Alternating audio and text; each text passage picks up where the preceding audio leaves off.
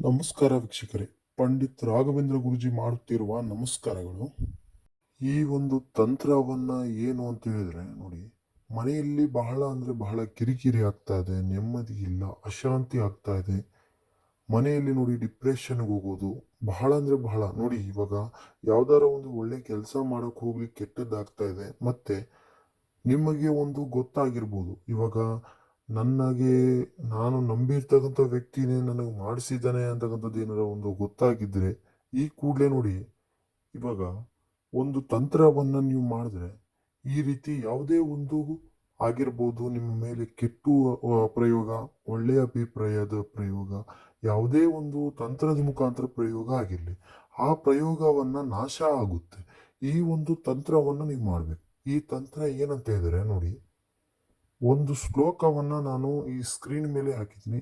ಈ ಒಂದು ಶ್ಲೋಕವನ್ನ ನೀವು ಪಠನೆ ಮಾಡಬೇಕು. ಇದು ಯಾವ ರೀತಿ ಯಾವ ದಿನ ಪಠನೆ ಮಾಡಬೇಕು ಅಂತ ಹೇಳಿದ್ರೆ, ಸೋಮವಾರ ಮಧ್ಯಾಹ್ನ ಏನಿರ್ತಕ್ಕಂಥದ್ದು ಈ ಒಂದು ಶ್ಲೋಕವನ್ನ ನೀವು ಪಠನೆ ಮಾಡಬೇಕು. ಆ ಒಂದು ಶ್ಲೋಕವನ್ನು ಪಠನೆ ಮಾಡಿದ ನಂತರ ಮನೆಯಲ್ಲಿ ತುಪ್ಪದ ದೀಪವನ್ನು ಹಚ್ಚಬೇಕು. ಈ ರೀತಿ ಮಾಡಿದ ನಂತರ ನಿಮ್ಮ ಮನಸ್ಸಿಗೆ ನಿಮಗೆ ತಿಳಿಯುತ್ತೆ. ಅಂದರೆ ಯಾವ ರೀತಿ ನಿಮಗೆ ಸಾಲ್ಯೂಷನ್ ಸಿಗ್ತಾ ಇದೆ, ಯಾವ ರೀತಿ ನಿಮಗೆ ಮನಸ್ಸಿಗೆ ನೆಮ್ಮದಿ ಸಿಗ್ತಾ ಇದೆ. ಈ ರೀತಿ ನೋಡಿ, ಇವಾಗ ಇದು 1 ದಿನ 2 ದಿನ ಮಾಡಿದರೆ ಸಾಲದು.